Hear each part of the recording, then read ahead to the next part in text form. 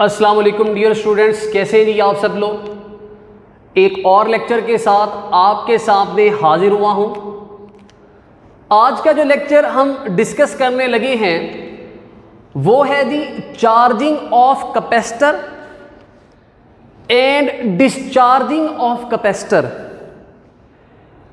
के आपका जो चार्जिंग टाइम है एंड डिस्चार्जिंग टाइम है कैपेसिटर का, वो किन किन फैक्टर्स पर डिपेंड करता है। लेट कर लें, हमारे पास ये एक सर्किट है जिसमें एक कैपेसिटर लगा हुआ है जिसकी कैपेसिटेंस है C एंड ये एक रेजिस्टेंस लगा हुआ है जिसका रेजिस्टेंस का वैल्यू है R। अब ये रेजिस्टेंस लाजमी नहीं है कि ये कोई अलग रेजिस्टेंस हो, ये उस सर्किट का खुद का रेजिस्टेंस भी हो सकता है।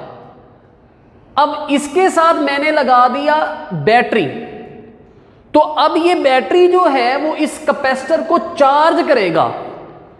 तो जो चार्जिंग टाइम है वो बेसिकली दो फैक्टर्स पर डिपेंड करेगा।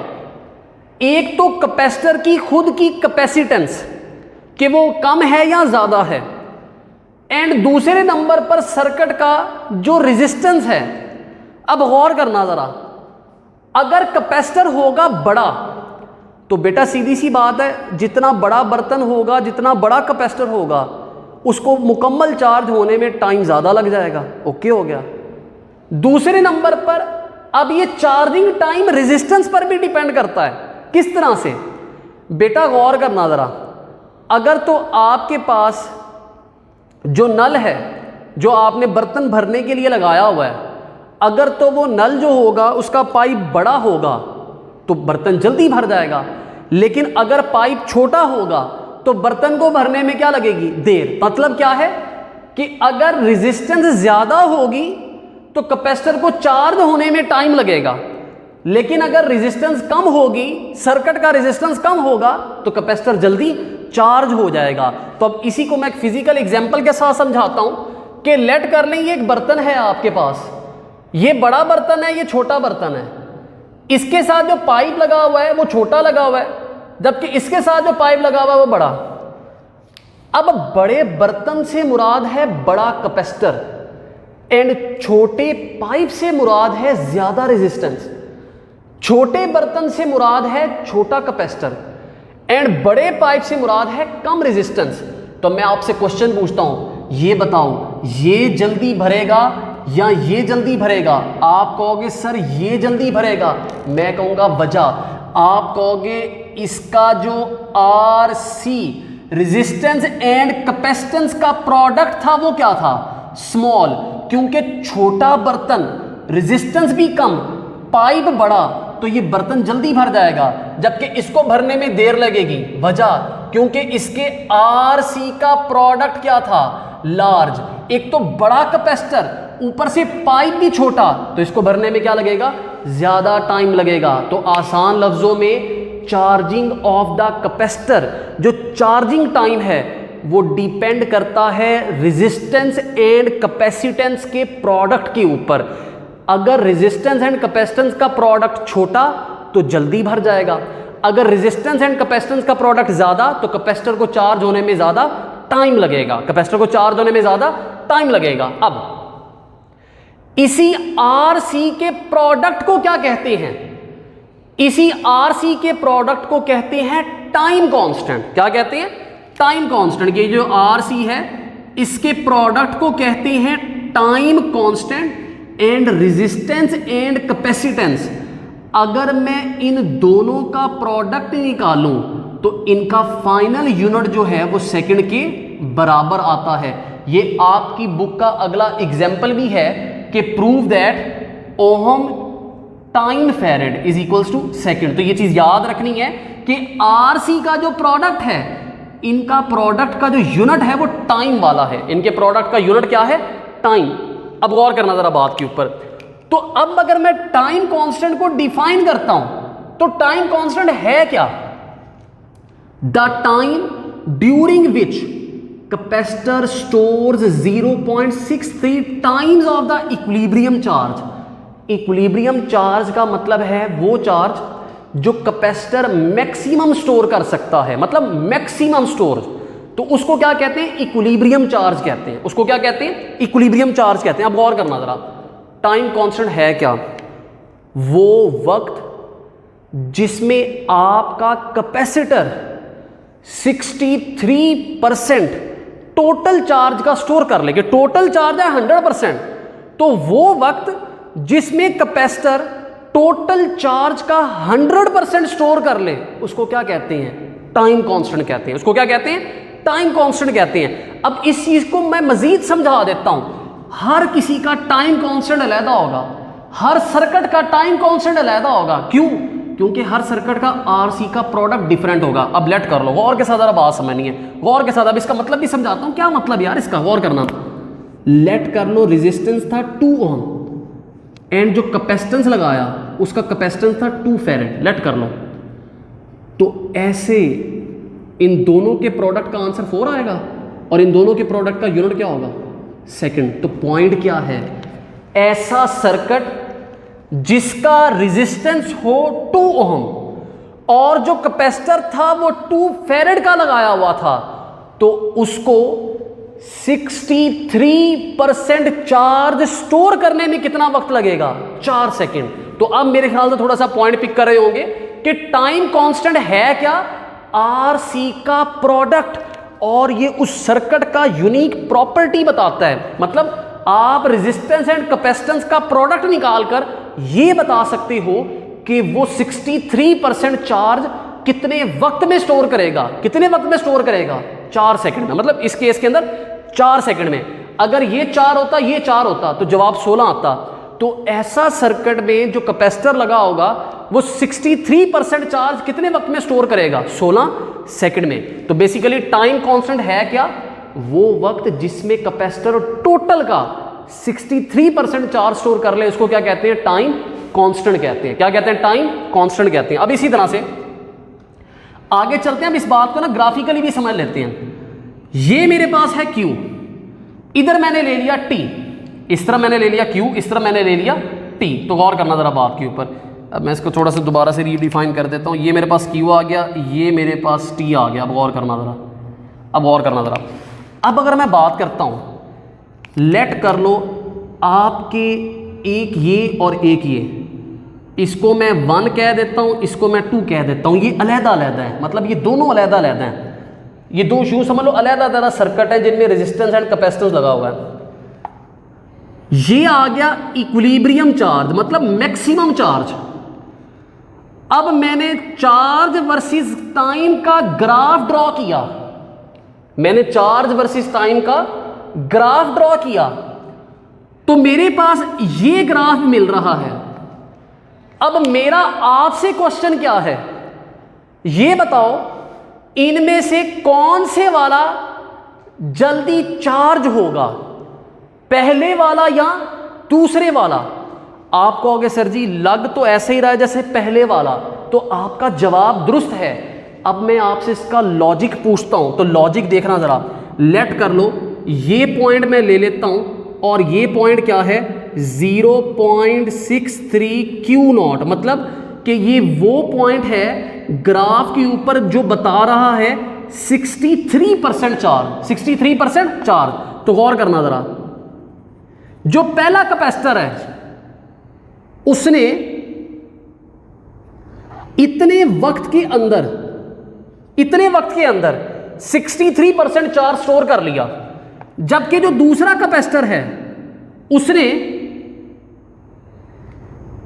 इतने वक्त के अंदर 63% चार्ज स्टोर किया है।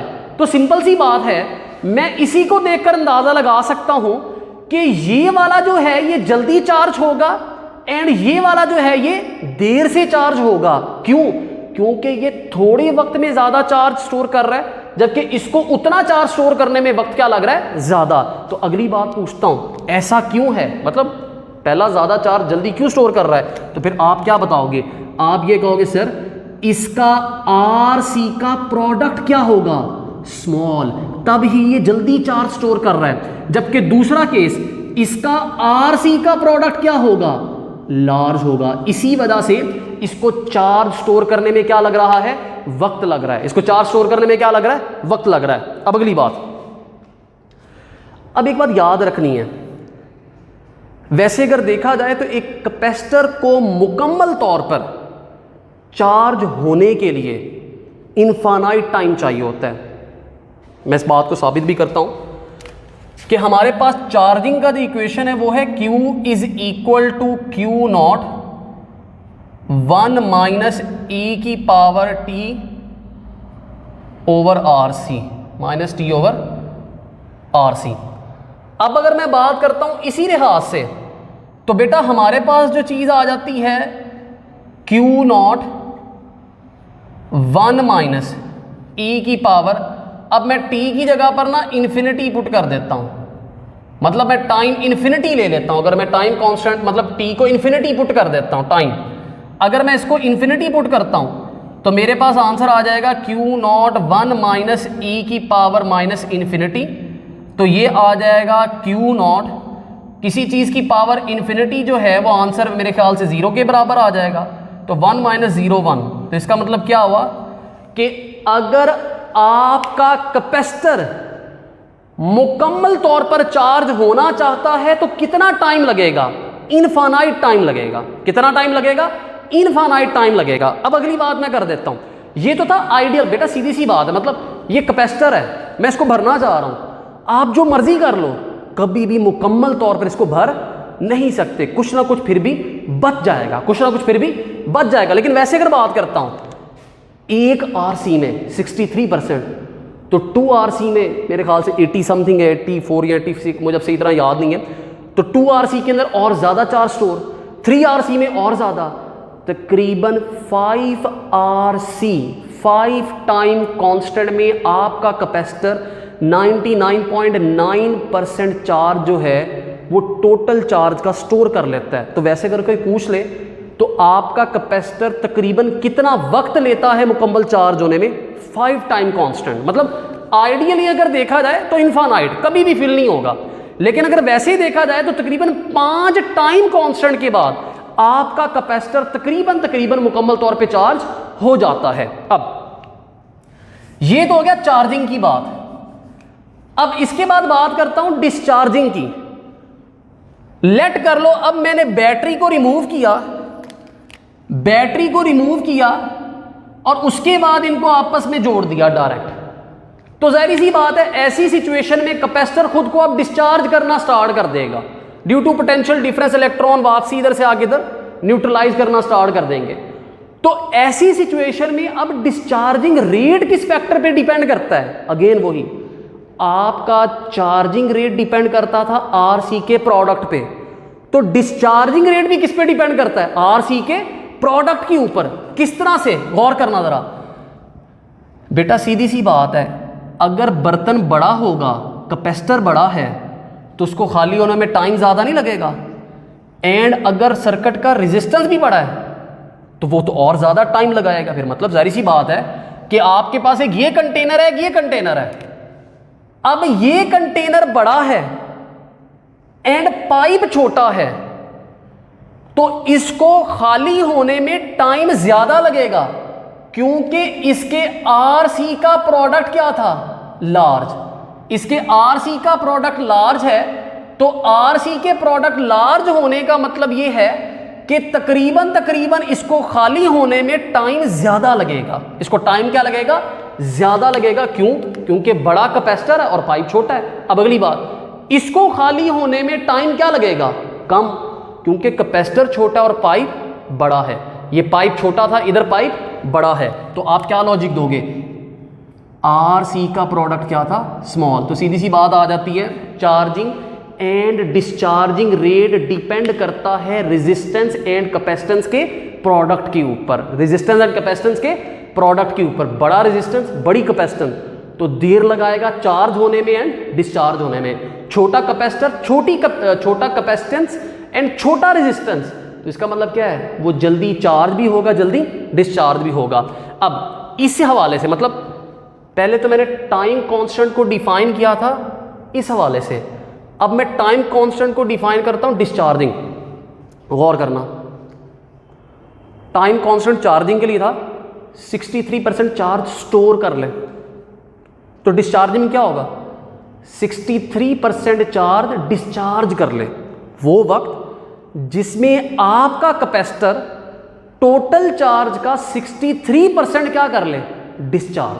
टोटल चार्ज का 63% डिस्चार्ज मतलब 37% बच जाए, या 60 यूं डिफाइन कर लो कि 63% डिस्चार्ज कर ले या 37% बच जाए, उस टाइम को क्या कहते हैं, टाइम कांस्टेंट कहते हैं। इसकी डेफिनेशन आ जाती है, the time during which 0.37 times the 0.37 times the equilibrium charge remain on the capacitor, यानी कि वो वक्त जिसमें कैपेसिटर 63% चार्ज डिस्चार्ज कर दे, यानी कि 37% रह जाए, उसको डिस्चार्जिंग के लिहाज से क्या कहेंगे, टाइम कांस्टेंट कहेंगे। अब लेट कर लो, एक ये कैपेसिटर, इसको मैं कह देता हूं 1 और इसको मैं कह देता हूं 2।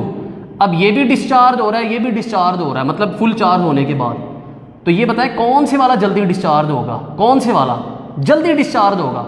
आप कहोगे सर ये वाला, वजह क्या, और करना ज़रा लेट कर लो, ये है 0.37 Q नॉट, मतलब 37% बच जाए, 63% डिस्चार्ज हो जाए। तो जो 2 वाला था इसको 63% डिस्चार्ज होने में इतना वक्त लग रहा है, जबकि 1 वाले को 63% डिस्चार्ज होने में वक्त ज्यादा लग रहा है। तो इसका मतलब है जो 2 वाला है ये जल्दी डिस्चार्ज होगा, एंड जो 1 वाला है इसको डिस्चार्ज होने में टाइम क्या लग रहा है, ज्यादा लग रहा है। तो इसका मतलब है 2 वाला जल्दी डिस्चार्ज होगा, 1 वाला देर से डिस्चार्ज होगा। आपसे वजह पूछता हूं, आप वजह क्या बताओगे? आप कहोगे सर इसके RC का प्रोडक्ट क्या होगा, यकीनन स्मॉल, इसी वजह से ये जल्दी डिस्चार्ज हो रहा है। एंड अगर इस केस में बात करता हूं, तो और करना जरा, इसका RC का प्रोडक्ट क्या होगा, लार्ज होगा। 1 वाले के RC का प्रोडक्ट क्या होगा, लार्ज होगा। और एक और चीज पे गौर कीजिएगा जरा, वैसे अगर मैं यहां पर देखो ना जरा, मैंने इस लाइन को इसके साथ मिला तो दिया है, मतलब इक्विलिब्रियम चार्ज के साथ, वैसे मिलाना नहीं चाहिए क्योंकि स्लाइड थोड़ा सा बिल्कुल डिफरेंस होगा, क्योंकि कैपेसिटर 99.999999% चार्ज होगा, कभी भी 100% चार्ज नहीं होगा। ये पॉइंट याद रखिएगा। अगेन अगर मैं इधर देखता हूं तो मैंने इस लाइन को टाइम एक्सिस के साथ नहीं जोड़ा, वजह क्या है, क्यों? अगर मैं टाइम एक्सिस के साथ जोड़ देता हूं तो इसका मतलब है कैपेसिटर 100% डिस्चार्ज हो गया, कैपेसिटर 100% डिस्चार्ज हो गया, जो कि पॉसिबल नहीं है। कैपेसिटर ना तो 100% चार्ज हो सकता है, ना 100% डिस्चार्ज हो सकता है। इसके लिए भी इक्वेशन है डिस्चार्जिंग के लिए, Q is equals to Q naught e की power minus T over RC। तो Q is equal to Q naught e की power minus infinity over RC। तो ये Q नॉट 0, तो ये आंसर क्या आ जाएगा, 0 के बराबर। तो एक कैपेसिटर को मुकम्मल तौर पर डिस्चार्ज होने के लिए इनफाइनाइट टाइम चाहिए। वैसे तकरीबन 5 टाइम कांस्टेंट में आपका कैपेसिटर तकरीबन हम कह देते हैं डिस्चार्ज हो गया है। आई थिंक 0.03% तकरीबन चार्ज बच जाता है 5 टाइम कांस्टेंट के बाद, जो कि आप यूं ही समझ लें कि तकरीबन हम उसको 0 मान लेते हैं। तो ये चीज़ याद रखनी है जी। ये आज का हमारा लेक्चर था कि चार्जिंग एंड डिस्चार्जिंग का जो टाइम है वो डिपेंड करता है किसके ऊपर, RC के प्रोडक्ट के ऊपर, RC के प्रोडक्ट के ऊपर। तो ये हो गया जी हमारे पास आज का लेक्चर। किसी किस्म का कोई क्वेश्चन हो तो आप पूछ सकते हैं। थैंक यू जी, अस्सलाम वालेकुम।